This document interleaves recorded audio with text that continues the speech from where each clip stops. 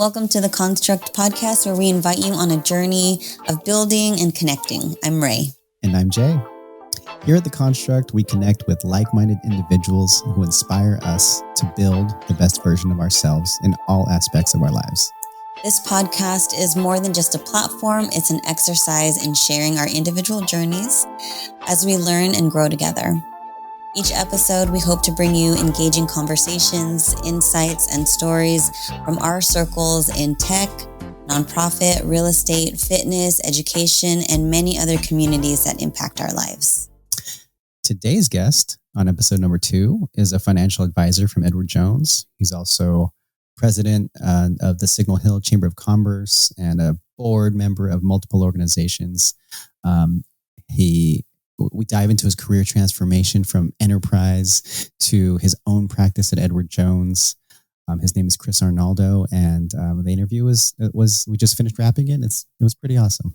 Pretty awesome interview. I think one of my favorite parts about the interview was how Chris talks about all the different communities he's involved in, spiritually, career-wise, and how all those communities really helped uplift him and supported him through, good times and bad times. And that was pretty amazing.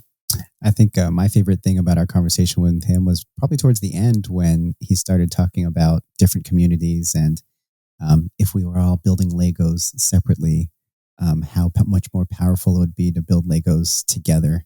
And without him even seeing our logo and how that's just the driving force and theme of the construct, he was able to kind of pick up on that as well. So that was pretty awesome for him to read into that. And so without further ado, here's our interview with Chris. Welcome, Chris. Welcome, Chris. Awesome. Hey, thanks for having me. This is exciting. Excited for the both of you in your journey. And I just appreciate you reaching out to for me to become a guest on your show. Thank you. It's an honor for us to have you. Absolutely. So we just want to dive straight into your story and just get into it, and start with some of your younger adolescent years. Maybe walk us through some of those early years and an event or two that had a significant impact on your life. Right on. Yeah. So thanks for the introduction again. Born in San Diego. My late father was in the Navy. Jumped around a couple times, went to Florida, and ended up in Northern California.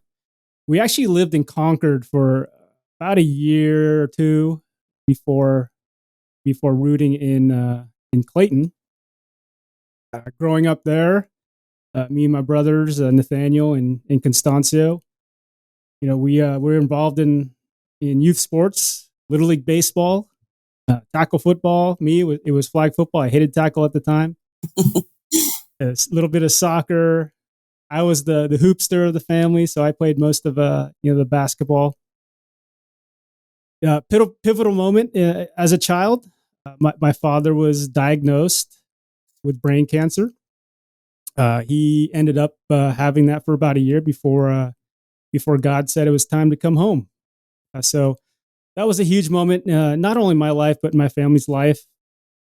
Super grateful that we were surrounded by, folks at church, lots of family up in the Bay Area, neighbors of ours that would help my mom out and my brothers out with pickups and drop-offs, school and sporting events. So that was a really big moment in my adolescent years. Shortly after, I just became, I was a good kid, at school. I never got in trouble. Except, when I was fighting my brothers or, saying no to my mom. Deep in my heart, I was super angry. I had a really really angry soul. My heart was hard because my father was taken away from me. So, I appreciate the question. That was the biggest pivotal moment in my life, which leads to, my the next chapter, which is being involved in church. Before we get into that chapter, I just would like to understand what that experience was for you. You have 3 brothers. We have 3 sons, and we look at you and your brothers, and you guys obviously have really great values, and we aspire to have our kids, grow up to be kind of like you guys, because of the way you're growing up. But to have your father taken away so early, how did you cultivate those values and those characteristics that you guys hold true to yourselves as brothers and men who Yeah. were raised without a father? Yeah. My mom just did a fabulous job. Mom, when you listen to this, I hope I don't bring you to tears, but she really did. She really made us attend church. We grew up attending Fair Oaks Baptist up in Concord, and the relationships that we formed there, it was priceless. Right? I still keep in touch with a lot of the friends that I made at church, and a lot of my mentors and those who I looked up to. They really inspired me, and they allowed me to have those feelings and those doubts of why did this happen to me? Why did this happen to my brothers? Why did this happen to my mom? Again, going back to mom, she really did a great job just raising us three boys, helping us be involved in sports, and also within church. That was just a huge thing for us. And within that church realm, we attended a camp called Hume Lake. My first year there, I was going into the 7th grade, and that's where I realized that we're all dealt just different hands throughout our life, right? Whether it's losing a parent, losing a mom, grandma, grandpa, or living in poverty, we're all just dealt with different hands. And I was taught that, hey, this is how you deal with the hand that you're dealt with. And for us, for our families, it was putting trust in God, and having that relationship so that He could help you, with whatever struggles that you encounter. So Hume Lake was a huge pivotal moment for me that first year. I attended that camp all through middle school and high school. Brought some high school buddies of mine that that followed my path in following God, and we still keep in touch to this day. We go to football games together. We have a text feed that's been going on for years. But that was, that's how we overcame that, was surrounding ourselves with the people that loved us, and reaching out for help. But most of all, it starts with my faith and how God has helped me overcome those struggles. And I think throughout the rest of my life, any struggle that I go through, right, whether that's just job at stress, or things happen at home with my children, or I didn't get a promotion at Enterprise, right? Those are nothing compared to what we experience as children as did. Being able to pray about those things, and it really goes a long way. I love that you talk about community and how you lean on your community in these times of hardship, and leaning on those people in that support system, and relying on this village to help get you through those really low valleys. Can you share a little bit about your young adult life, as when you leave Clayton, when you leave the Bay Area, your experience in Long Beach, and some of those, share a little bit about some of those communities that you were involved in during that time? Yeah, so I wanted to get out of the Bay Area right out of high school. I wanted to come down to Long Beach, experience something new. Borrowed my uncle's truck and never looked back. So college was an amazing experience for me. I met a brand new community. So growing up, right, it was mostly Caucasian folks that were my friends. It was we Clayton was it's like I don't know if you ever seen the movie, not the Netflix the Netflix show Yellowstone. Kind of like that. It's there's no diversity. There wasn't any diversity whatsoever. But coming to Long Beach, definitely found that, right? I was able to connect with the Filipino community, make new friendships, understand a little bit about my history and my parents' history, my grandparents' history. Mm-hmm. I got involved with the Filipino American Coalition first couple of years in college. Decided that the friends that I met, we were going to join a fraternity, but instead we decided to create our own, and that was a fun time.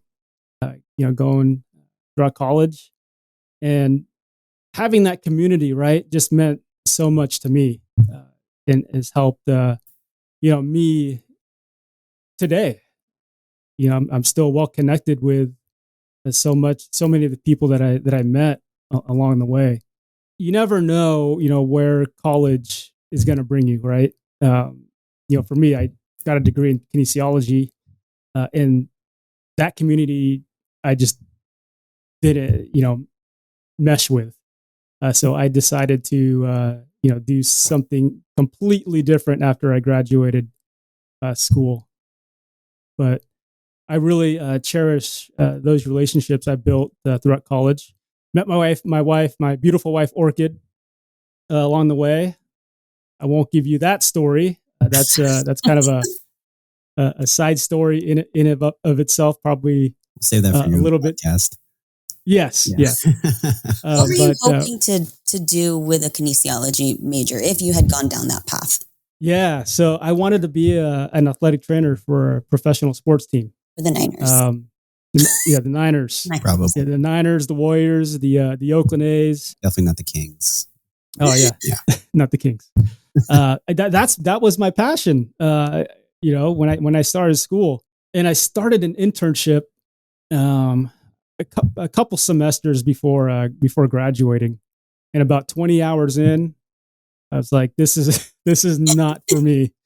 It was just, it wasn't for me. So I pivoted. I just said, what? I told myself, go out and in the workforce, find a job and use it as a foundational piece for your career. Ended up at Enterprise for 18 years of foundation.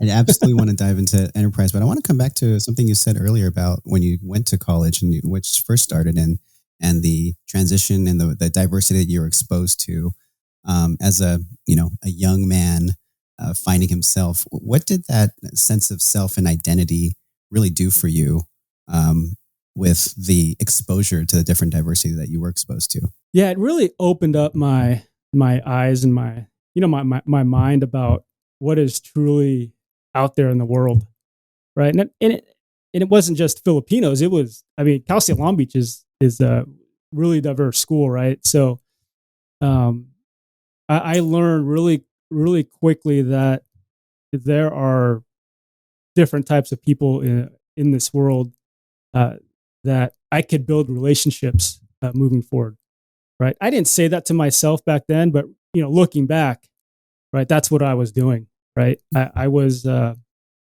reaching out to different people with different backgrounds.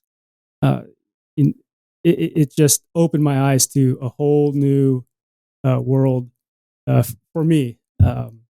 So yeah, that's what got my attention. I can totally relate. I mean, we met you obviously through Cal State Long Beach, and we went there as well. Both of us came from the Bay Area, so very similar path. And I think we were exposed a bit to, our Filipino culture and Asian American heritage and everything. But when we stepped foot in one of our first Asian American studies classes, it just blew our minds that there was all of this history that we were not being taught. And it just compelled us so much that we actually changed our major to Asian American studies and started, just really diving in, because I felt like the identity exploration, it's such a big part of your college experience. And that missing piece that I didn't know what was there until I started to explore it. It was such a big hole. And so I just spent, the years I was there, studying and learning even more. And it gave me a stronger sense of self. What was it like for you? Very similar. I think it was very, there's a lot of self-discovery. I think taking my first Filipino American class, I had no idea classes like that existed, and just that whole community existed. We didn't, we didn't have the opportunity to learn about any type of ethnic studies in high school, and I think that was a really good outlet for us to just kind of explore some more. And then, I mean, ended up changing our majors, like you mentioned, and it was just an incredible journey. And I think it is such a huge part of who we are now, and how we look at our communities around us, how we interact with our communities, and how we support our communities. So I think that it was pivotal for us. Yeah, I didn't take any Asian American classes because there wasn't that many. Mm-hmm. In the 90s. Gosh, that was almost 30 years ago. Yeah. Oh wow! I'll have my 30-year high school reunion this year. I just realized that. Whoa. So a lot of my learnings within the Filipino heritage was through the relationships within PAC, the Filipino American Coalition, and be involved in my first year with PCN. That's where I learned a lot about our culture. There wasn't a Filipino class back then, so I took a Black History class. I took a Spanish American class, but back then there wasn't Filipino class. I was a little shocked, but there was enough voices being heard that we had to have one. So I think they started one either in like late 99 or early 2000s. Mm-hmm. Early 2000s. Mm-hmm. Paved the way for us by the time we got there for those classes. Yeah. So yeah. Thanks for the 10-year journey or whatever that was to get it to. I'm just kidding. You're not that older than us. But yeah, we appreciate that, and to have those communities. And, there's just this running theme of communities here, right? You had your church community, for sure. You had your Filipino community. You had your brotherhood that you were, kickstarted in that community too. And helping that self-discovery, I think, is so important. So I'm glad you're sharing those different groups and those circles. So going to like your young adult life, so you graduate, you decide to pivot, and then you get into enterprise. And I know at the time, and probably still now, enterprise was a very, a really awesome, like, first step into the corporate world. I think it was like one of the top places that everybody was applying to when we were coming out of college. Yeah. It was actually hard to get into. And so what was that journey like? And take us through the pivot getting into enterprise and your 18-year journey in that career. Yeah. So, Enterprise, yeah, you hit it. It was a very difficult process to get hired by Enterprise. One of my interviews was about 4 hours long. Wow. Most of the interview was talking about how the Niners were better than the Tampa Bay Buccaneers at that time, and it was kind of a interesting. Yeah, it was kind of just weird how I was being interviewed in that way, but that was a lot of the interview. And then I received the offer about a week later to go work.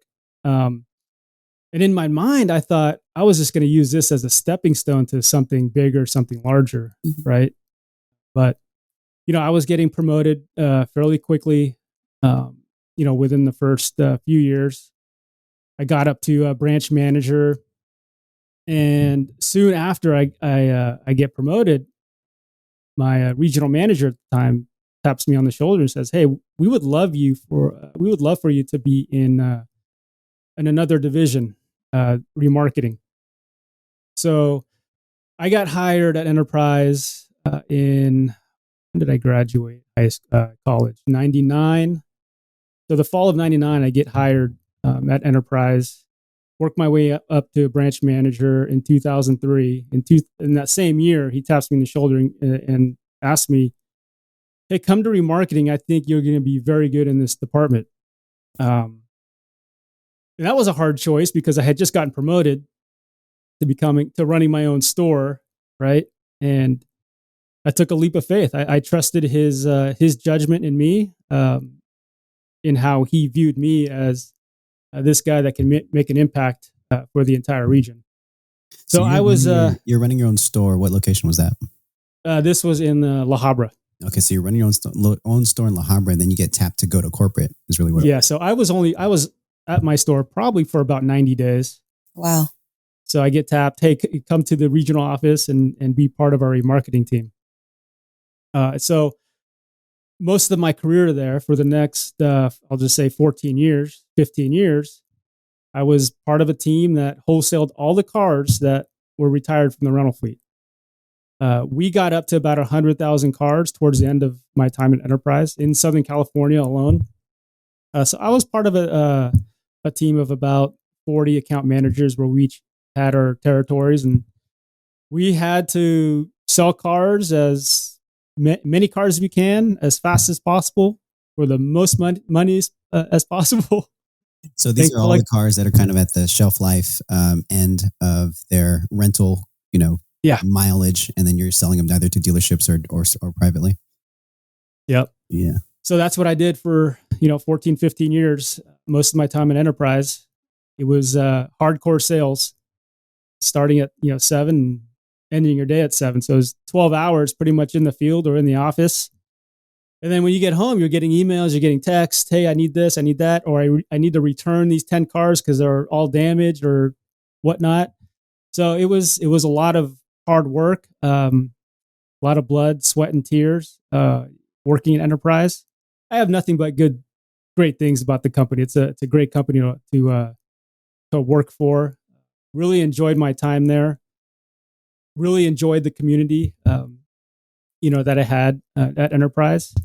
And during that same time, we started having kids. Mm-hmm. Ork and I started having kids, and that was, and that was the kind of a pivotal moment because in my head, I'm thinking, okay, I've got a couple kids now. Do I really want to spend this much time working? Right. I want to be able to spend time with them, whether it's coaching, their youth sports or going to their after school programs. Right. But I ended up at Enterprise since Caleb was born another 10 years after he was born. And then Chloe was born in 2010.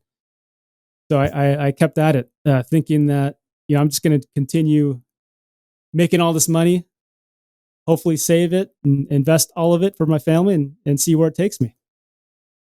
So you're working the corporate life. You're doing the grind, right? You have young children. Your wife has her own career she's successful at, and this looks like what life is going to be like, right? What was the moment there that kind of changed for you when you decided to make a transition from there to what you're doing now? Yeah, so there was just there was internal things at Enterprise. I'm not going to get into that. Again, Enterprise, an amazing company, right? But I talked about how I spent just so many hours day in and day out working, right? The money was great. It was awesome. One of the pivotal moments, for me was coaching. I was coaching my son's baseball game. I coached during most of his little league years. I was at third base coaching, and in between innings, I'm looking at my phone selling cars. Right in the dugout, I would be on conference calls. Being present, but not really being present in my children's life. So that was really pivotal. Coming home at the dinner table, having to answer calls, all that stuff, right? I was there, but I wasn't there mentally. And so there was a lot of soul searching for me as to, okay, do I really want to do this? Is this what God has in store for me? Right? Do I continue on this path of, yes, Chris, you're making good money, but what is the purpose in your life? Right? So a lot of prayer went into that. A lot of, again, soul searching. A lot of conversations with Orchid, my wife. I was going to ask, was it a lot of self-realization, or was it something that Orchid had said or something your kids had said that kind of put it over the top where you're like, okay, time for a change? Yeah, a lot of self-realization, right? I would catch myself in those moments where I'm coaching third base and I'm texting people and emailing, my accounts. about buying cars, right? And I realized that this is not how I want to live my life when I'm with my family. This is not how I want to do it, right? It's just not in me. So it did. It was, probably about a year or two of just self searching. Again, things were happening at Enterprise at the same time that I decided, okay, I'm gonna search elsewhere. Mhm. I'm gonna do something else. I love that. I just want to pause really quick because Yeah. we can relate, right? So, and I love that you said it took like a year or two because some people just say, hey, there's a lot of these stories where people just jump into entrepreneurship or jump into running their own practice on something and they just say, I woke up one morning and I did it. But it's a process. It took you 1 to 2 years. I mean, for us, we have, we're on our separate career journeys. I can relate and I really want to dive into the career transformation as I've done a similar one just recently. But we found ourselves doing the LA grind. I was, The 2-hour commutes. I went out, you were going to downtown LA. I was going to Irvine. We had 2-hour commutes each day. I think the one pivotal moment for us was when Ray was getting our oldest son ready for school in the morning. And she was saying, this is my quality time with Roman. The time I'm getting him ready for school. Was in the car, my 1-hour commute. I mean, by the time we'd get home every night, it'd be 7:00 at night, 8:00 dinner. There wasn't a lot of room to have that quality time with the kids before it was bedtime. And then you do it all over another 4 days for, 5 days a week. So it was a grind. And I think that's where that was a moment. Really during the pandemic where it slowed us down and it helped us realize like, wow, this is the first time we're actually able to sit down and eat dinner together at the dinner table.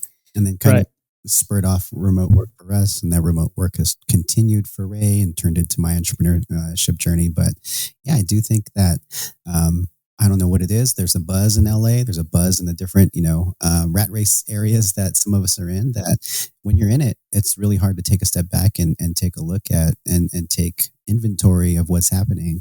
And I remember being questioned by my old manager, my old sales manager, because Chloe started going to school, right? And Orchid would, there were times where Orchid would leave, around 6:30 in the morning to be at work.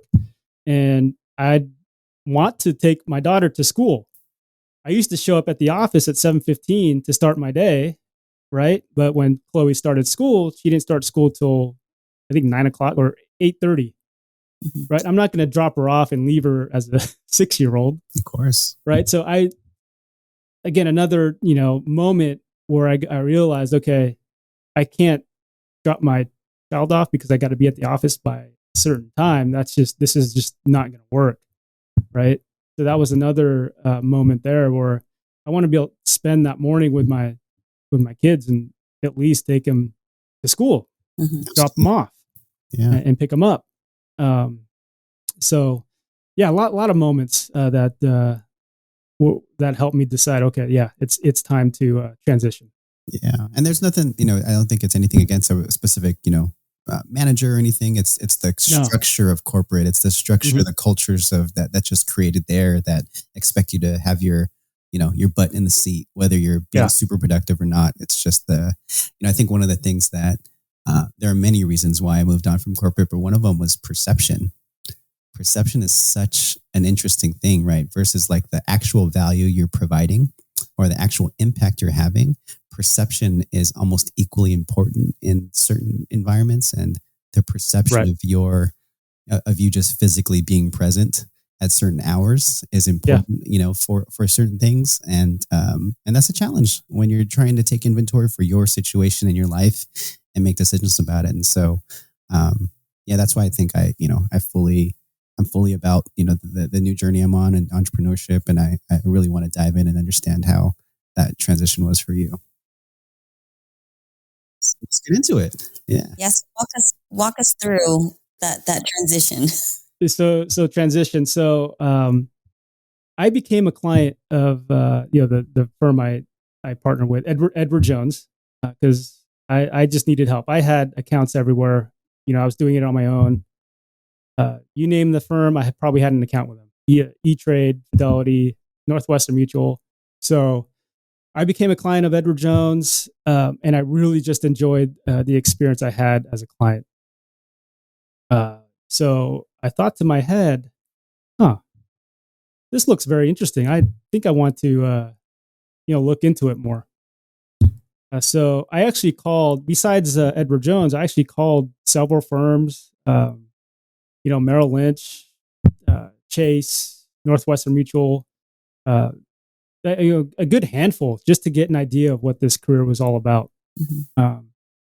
But there was something different about Edward Jones. There was this community. We've talked about community, right? There was this community and how they treat their employees, how they want to be involved in the community. That this was the place I wanted to be. So I continued to dive in, ask questions, ask my financial advisor, hey, tell me more. I want to know more about what you do, besides, trying to put portfolios together and selling stocks and all that. So he gave me the down low. And at the time, the industry was kind of going in this transformation, and Edward Jones was ahead of it in terms of how they service their clients. In such a way that it's not really about investments, but it's really about the person as a whole, right? And the investments are just the tools to get us there. And so I decided it was time. I can actually build my own hours. I could pick up my kids without being stressed. I could coach my kids without having to answer the phone or answer an email. I could do all that. I could spend time with my wife during lunch without having to worry about a phone call. My manager's going to call me, ask me where I'm at. Are you selling cars? Are you doing this? Are you doing that? So I thought it was time. I did say it was time, and I went full force. It was a lot of conversation with Orchid. Again, a lot of prayer. Very, very scary because of one, your resources as far as your income. I'm going from here to there. I'm like, this is going to be hard. The golden handcuffs are really difficult to kind of walk. Yeah, through, right. Yeah. It was a difficult, hard decision. So during that time, I would say, hey, I'm going to go visit certain dealers, right? But I was actually going out to go talk to Edward Jones financial advisors about the career. So I did my interviews. It was my first conversation with someone was in July of 2017. Still working at Enterprise, still doing it. So I spoke to the recruiter shortly after that. 2 weeks later, I do an official interview with someone from within the region, and 2 weeks later, I receive an offer, to join forces with Edward Jones. Again, not an easy interview process. It was weeks and months. Oh, I bet. And so, for all intents and purposes, I know that you say you talk about this is your practice, and you are working with Edward Jones, but maybe just to help everyone understand, for all intents and purposes, you're kind of like running your own franchise. Is that the best? That's very similar. It's they give you all the tools necessary, right? You're still working, quote unquote, for the firm, but it's really a partnership that we have. They give you all the tools. Here's the script that you should follow. This is what successful advisors have done over the years, and it's up to you to go build it, right? I don't have to report to a manager, a boss, or anyone to check in. This is my business. This is, it's like I'm opening up a donut shop, right? And I got to go out there sell the donuts. So I had to go, starting out, that's what I had to do, is build my practice, right? Again, not an easy thing to do, going from the auto industry into something that is fairly brand new to me. Yes, go from high volume sales, constant action to Yeah. I gotta go make business for myself Yeah. and my family. Yep. I think there might be a lot of people out there listening, for the millions of people listening, um, who are, some people might be thinking about a career transition. Some people might be afraid of making a change because they might be comfortable enough in what they're doing, currently, or they may have certain fears, either manufactured fears or voices in their head about making a jump. So, what was it that helped you make that change and make that decision for yourself and your family? Yeah. For me, it was, it's a gut decision, right? Um, but a lot of it, a lot of thinking about that decision, writing out pros and cons about it, thinking about the risks, but also thinking about the rewards, long term is what I thought about. And for me, it was all about envisioning what type of life I want to have for my family and I, what type of people I want to serve, and what type of impact I want to have, right? And what kind of legacy I want to leave when I leave this earth. So that was thought out over a period of time. A lot of conversation again with Orchid about it. She was concerned. Like, are you sure you want to do this? You've been at the same company for 18 years. Why stop now? We can Right? relate a little bit. Yeah. Yeah. But and then of course a lot of prayer, right? Of and just listening, praying and just listening. And we're put on this earth to be of service, and so all that prayer led me to, okay, yeah, let's do this. Let's make the jump, and as long as I follow that purpose, I'll be okay. Was it easy the first couple of years? Oh no, it was not easy. It was very difficult. And for those out there listening, you're looking to make a change in any area of your life, right? Um, trust your gut. Uh, write down or think about what you envision.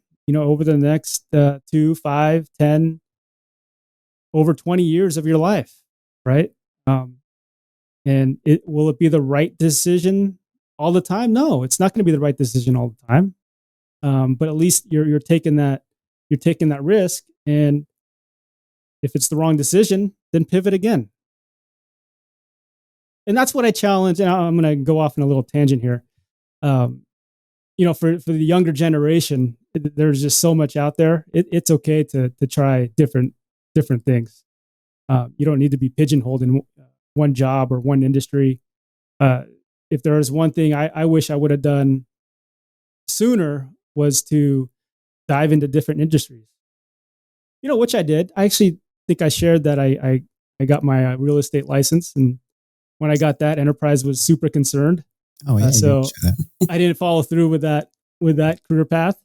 And then when I got hired at Edward Jones, I had to hang it up. It's awesome. Could you share a little bit about, if you can share, I'm going to get a little personal, about what those conversations with Orchid, what was it like? How did the dynamic change? Because I know that transition period, I mean, we went through it, it's a process, and it highs, lows, but there's a lot of conversation going through to help move forward. So I'm curious as to what type of conversations were you having? How did the dynamics change when you're leaving a comfortable corporate job that you were at for 18 years and moving on to something that you're slowly building yourself? Yeah, Orchid made the conversations really easy. For us, she really supported me.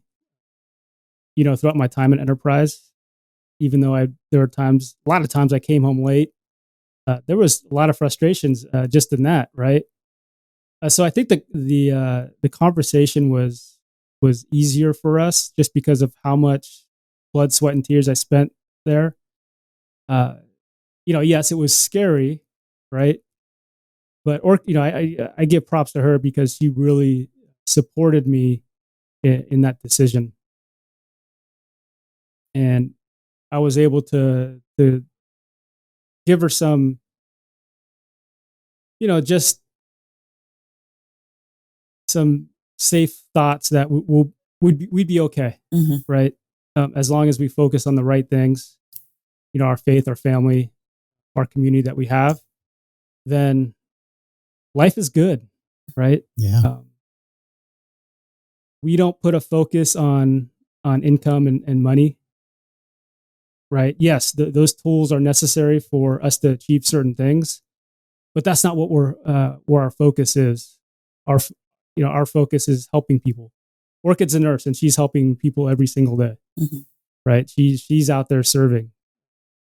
Now, it's not, it's definitely not my industry, right? In two different industries. But that conversation, going back, I would say it was all Orchid and her supporting me and making it easier for me to make the decision. I can totally relate. I think, during my transition, Ray was super supportive. I may have had to produce a couple of spreadsheets here to just, prove the numbers. But, I think we did talk about our lifestyle design. It's something that's really important to us, right? Being able to value the things that are important to us, which is time and autonomy and flexibility and being present with our children. And I think what I'm gathering for you is something that was something for me as well, which is my energy and passion was going somewhere else. I was in tech for 15 years, and for the last 3 to 5 years, all of my time and energy was going into real estate. And I used to read all the tech books and audio books and podcasts, and then it started to turn into real estate podcasts and real estate books and everything. And so my passion and energy was elsewhere for the past 3 to 5 years. And I just decided it's time to go where the energy is going. I think that's kind of something Mark Cuban says, is like, follow your effort. Yeah. And that's where my effort was going.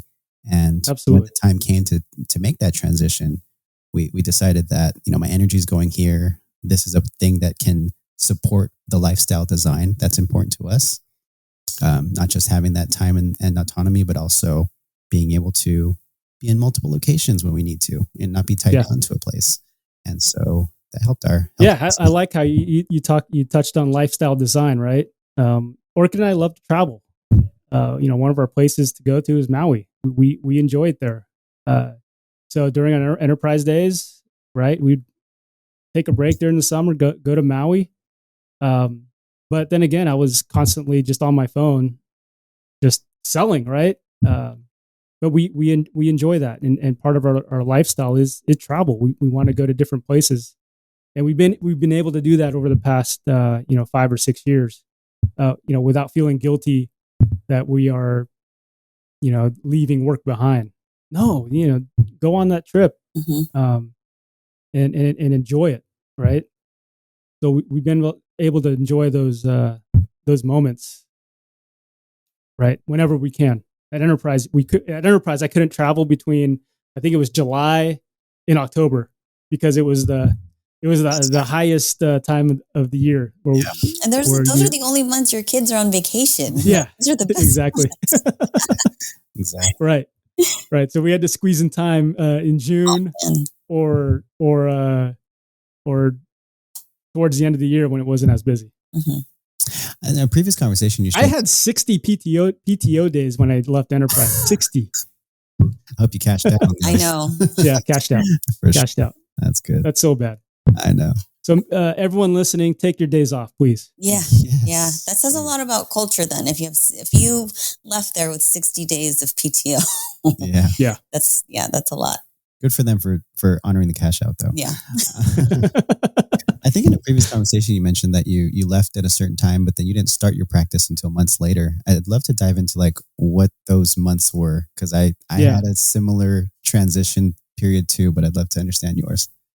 So most of it was just prepping me for the position. A lot of interviews, a lot of background checks, because the financial industry, you can't be a criminal to be in this industry. So a lot of background checks. That's what was happening during that time.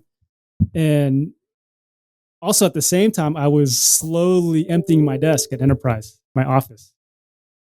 No one noticed. I was taking pictures down. I was putting stuff in boxes already. I was doing all that. I would be, yes, I would finally be able to get my kids and drop them off during around this time.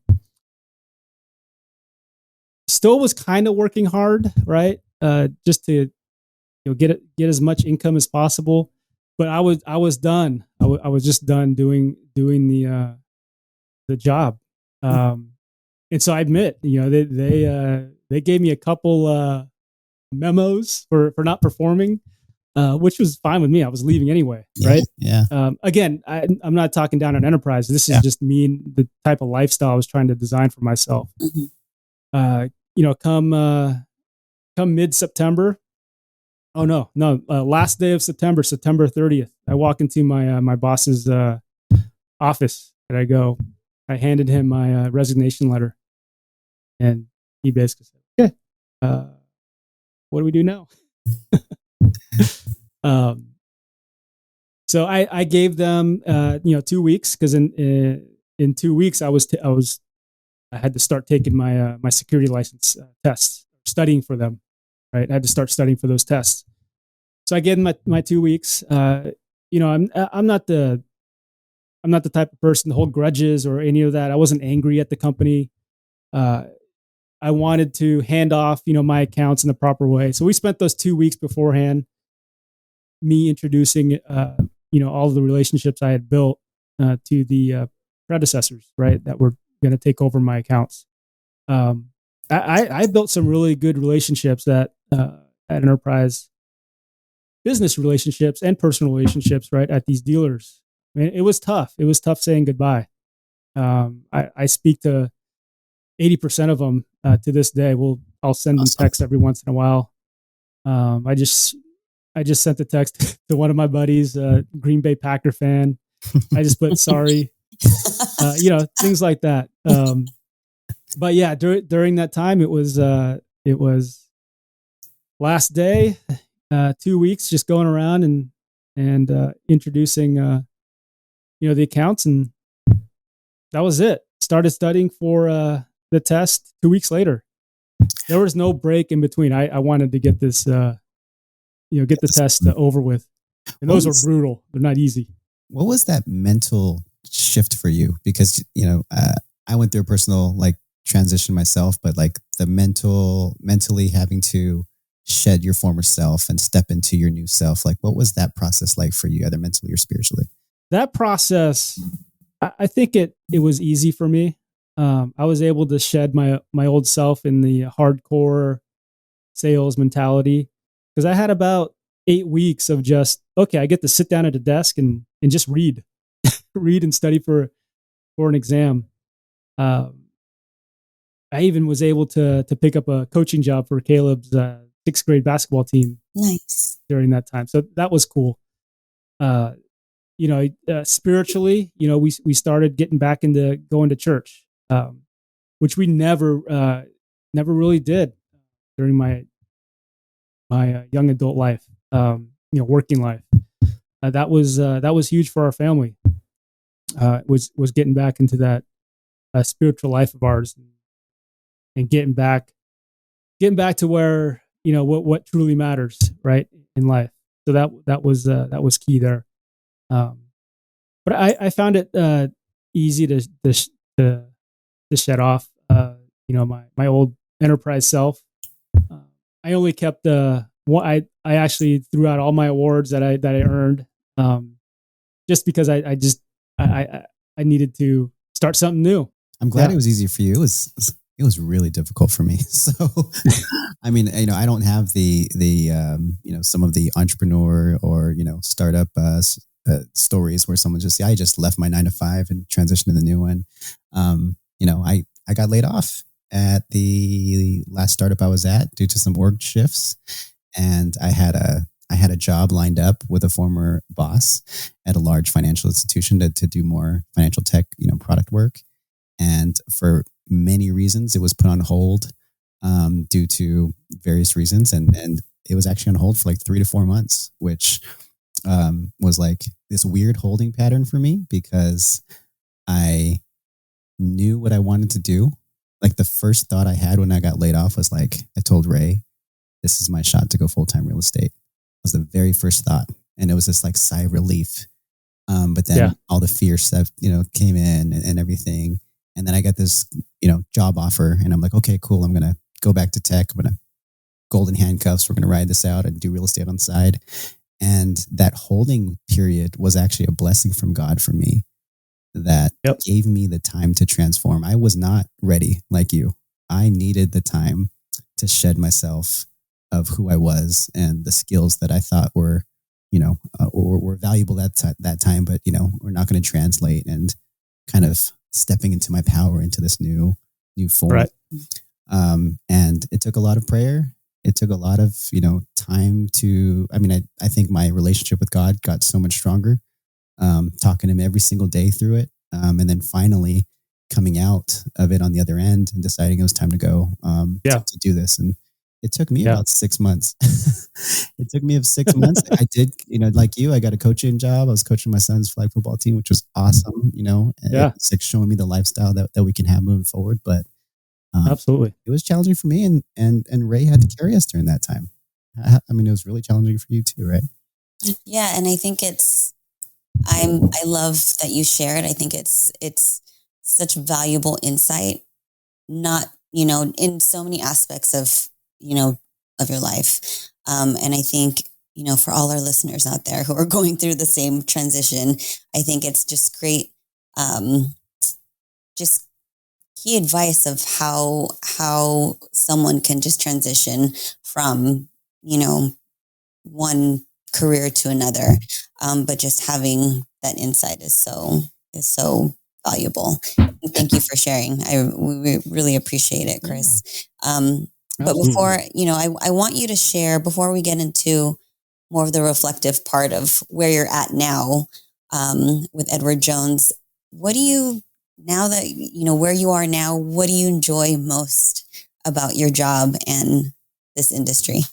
Yeah, I gotta say it's the relationships I build with people, and the opportunity to be of service. Right, that's what I enjoy most. I enjoy helping people uncover goals and their own purpose in life. Right. Again, it has nothing to do with money or investments. There's a lot of meetings where I've had couples get emotional and they're crying because they realize that what they were doing, it wasn't wrong, right? They just needed a guide. They needed someone to help them through this forest, right? How do you get through a forest of financial stuff? It's hard without a guide, right? I don't know if you've ever gone through a forest alone, but without a guide, it's hard to get through that. So that's what I really enjoy about my career, and a lot of it too is my involvement in the community. This career has allowed me to be involved, helping folks that need the help in the community. So I'm president of the Signal Hill Chamber of Commerce, helping business owners grow their businesses. Right. I'm on the advisory board for Miller Children's Hospital, just helping them with feedback that I hear in the community through the chamber. So being able to do that, right, has just given me this joy where I'm able to say, I've got it pretty good, right? I get to help people, I get to serve people every day, and be in partnership with a firm that encourages that every single day.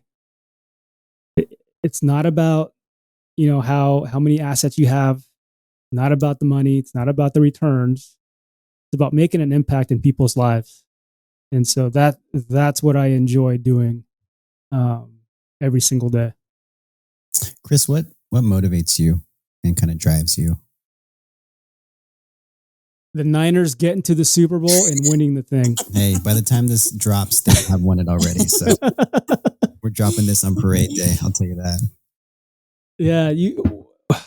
Yeah. What motivates me is, my family. I want to be able to take care of my family and the community around me. I want to leave a legacy where I leave this earth, that every person I've came across with, hey, Chris was a nice guy. He helped me, right? In whatever way. And that's what motivates me every day. I've shared this at times. I want to write a large check to a charity organization, $100,000 check to someone, right? I'm not there yet, so I don't expect any phone calls tomorrow. Please don't call me. I'm not there yet. I was going to say, I know plenty of nonprofits that would love that 100K check right now. But I that's just what I envision, right? That's what I want to do. I want to be able to give back to my community in some way or another. And I know money's a big need in the community, and so I'm not the type of person. I'm not a Porsche guy or a Lamborghini guy or a big mansion type person. My mansion is my community of folks that I get to serve every day. I love that. And it's gold. Yeah. And I love that you shared that goal, because I think a lot of people keep their goals to themselves because they're afraid to put it out there.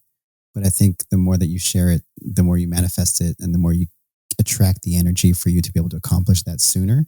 And once you accomplish that, then it's on to the next thing. Because I don't think that $100,000 check is your only goal. I think that's your first one, and you're going to have more after that. I appreciate that. Yeah. So we want to know about who you talk a lot about community, the folks that you lean on, who've supported you throughout your journey. Can you talk about anyone in particular that has been really influential in your personal life, your spiritual life, your career?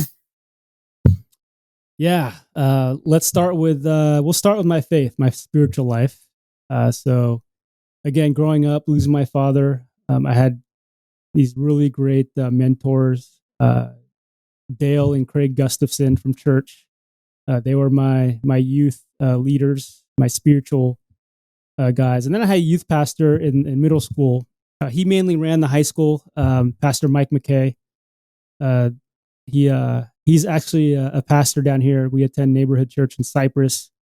He's now a senior pastor there, which was cool. It was just an awesome thing to see him down here. So those were the guys that were there for me spiritually growing up, and they still are. We talk every once in a while, and they're the ones that guide me spiritually, as well as the a prayer group that I'm in. Every Tuesday evening. Well, I'll tell you about this prayer group. So this prayer group in my family was formed a few years ago. My uncle Fred, he was battling cancer. He recently passed away in this past September, but him and my other uncle decided to have a family prayer group to meet every Tuesday to pray for him. So it actually turned into, praying for each other.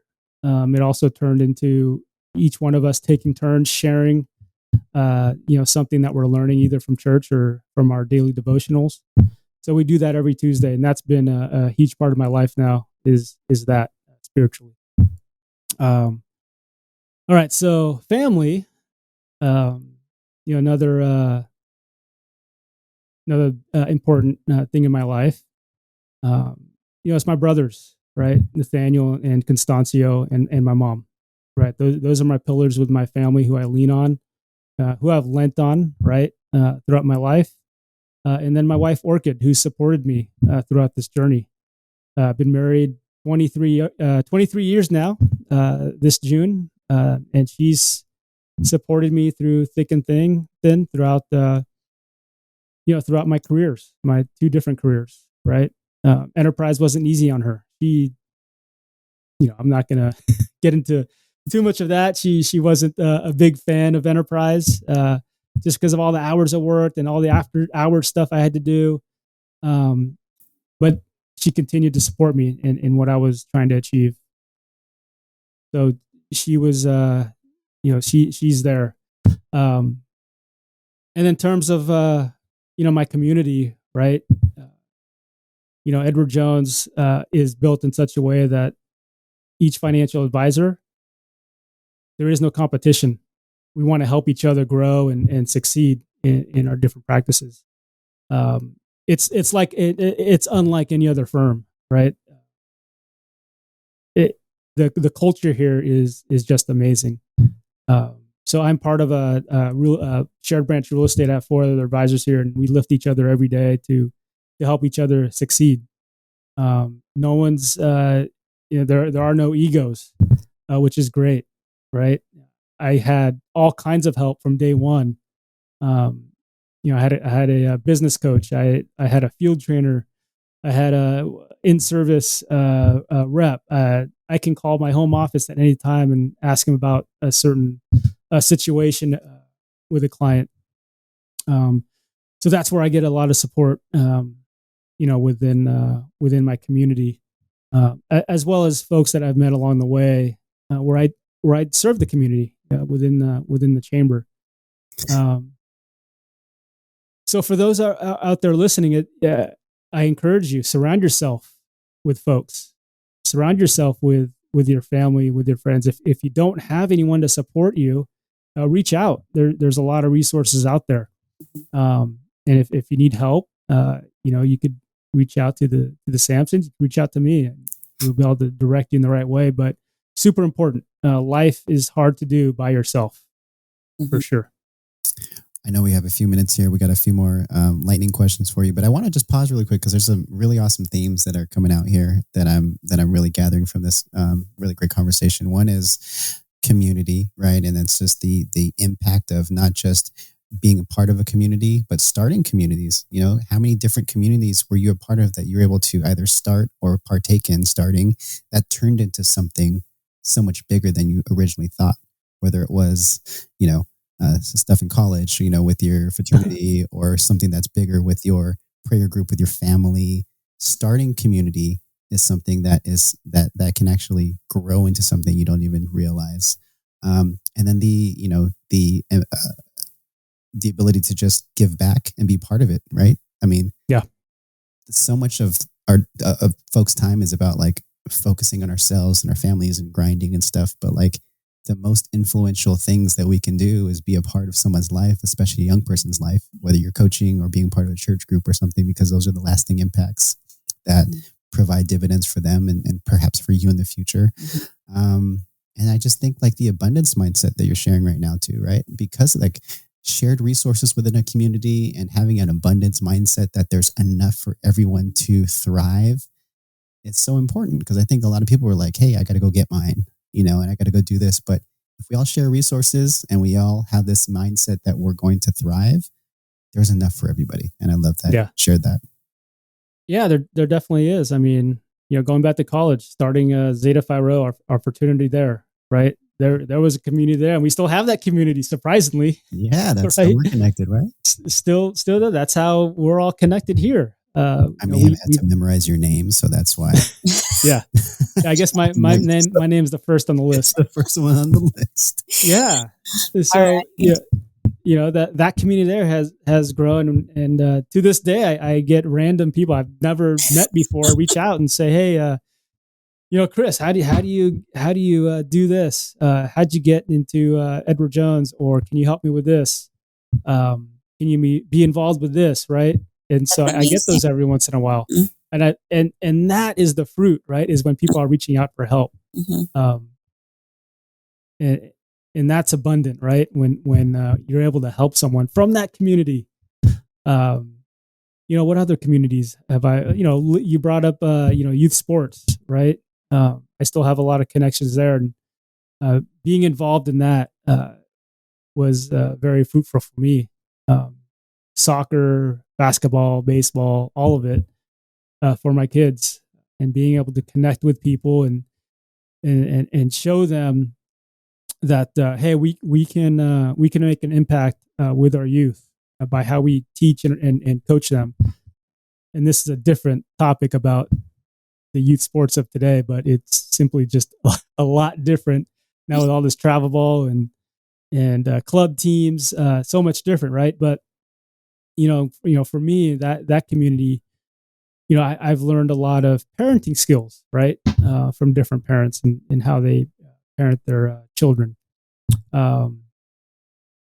What are the communities? Signal Hill Chamber of Commerce.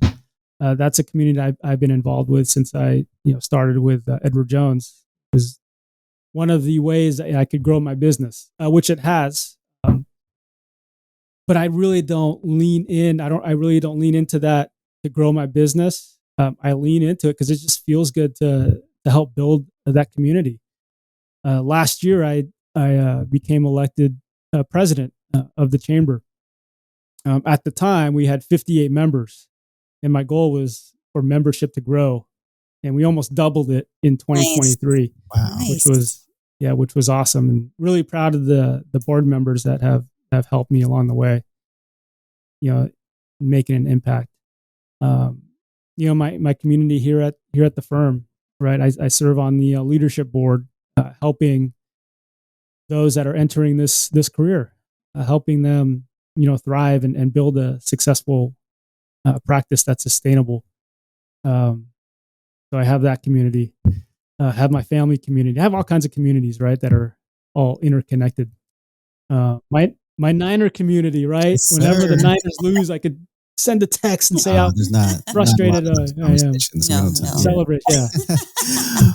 Well, I love that, right? And I think it's that's the essence of our podcast, right? Is about connecting and building. And that's why we call it the construct, because we believe that that's one of the critical things in life, is to be able to connect with like-minded people, to build yourselves up, to build your communities up. And so that's what part of this exercise is here, just to have this platform to do that.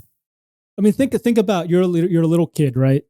And you have these Legos, right? And you're trying to build your Legos, right? Mm-hmm. What if the neighbor down the street has Legos too, right? And another person on the other street has Legos, and all these people have Legos, right? But if they're all building their own thing by themselves, right? They're just building something for themselves. Yeah. How much more powerful would it be if all those kids got together and built something together, right? With all their Legos that they have. Yeah. It's so funny, Chris, because you haven't seen our podcast logo yet, but it is Lego based. Lego pieces. Is it Legos? It's connecting and building. It was actually inspired by Roman. He's such a Lego person. And when we talked about this podcast being about connecting and building, the idea of Legos came through. And so it's exactly that's awesome. Yeah. That's awesome. Yeah. Caleb was in the Legos most of his childhood. Yeah. He built some crazy things. I couldn't even build them. The Star Wars stuff. Roman blows our minds, the things that he builds with all his Legos. By himself? That's awesome. By himself. It's incredible. Yeah. Quick lightning round. What are you reading, watching, or listening to that you'd recommend to us or our audience? So what I'm reading right now is a business book. It's called Walking to Destiny by Christopher Snyder. That book has helped me realize how much business owners don't know about building a sustainable practice so that they can successfully exit at a time they need to exit, or at least being ready to, right? And it's for all business owners, whether you're early in stage or you're like 2-3 years away from selling your business so that you live a fruitful life, right? So the stats are staggering out there. 80% of business owners don't have a written plan. There's going to be over $80 trillion being passed down to the next generation. Most of them are baby boomers, right? So that's what I'm reading right now. I'm actually on my second round reading it because there's a lot of good stuff. Yeah, good books you got to get through twice or more. Yeah. Do you have any advice for any aspiring professionals in your field or in any other fields? I would say just in general, my advice is to stay curious, continue to learn, continue to grow. continue to surround yourself with, the knowledge that's out there, and surround yourself with people who you want to be like, successful people. So I would say find one or two people that you want to be and call those people, reach out. Right. And then lastly, how can people get in touch with you or follow you? Google my name, Chris Arnaldo. You'll find all my contact information there. There Awesome. you go. Awesome, Chris. Well, we just want to thank you for taking the time. I know you got to go pick up your daughter, so thank you so much. And picking up kids from school is my favorite part of the day. So I appreciate that you're ready not to do that. You have helped us in, through your practice as well. So we want to give you that, want to appreciate you and give you thank you for helping us through some of our financial decisions. And if anybody's looking for somebody, I think Google Chris. I know, I read one of Tony Robbins' books where it said, go find a fiduciary quickly, and all that. But you know what? You don't need to find a fiduciary when you can find someone who can guide you, that has great values and understands, has your best interest in mind. And you've always had our best in mind. So we appreciate that. And thank you, Chris. We appreciate you. I appreciate the both of you. Thank you so much for the opportunity to be on your podcast, and looking forward to seeing you guys at Super Bowl, whatever number it is, in a few weeks. Yes, sir. All right. All right, Chris. Go Niners. Take care. Thank you so much, Chris.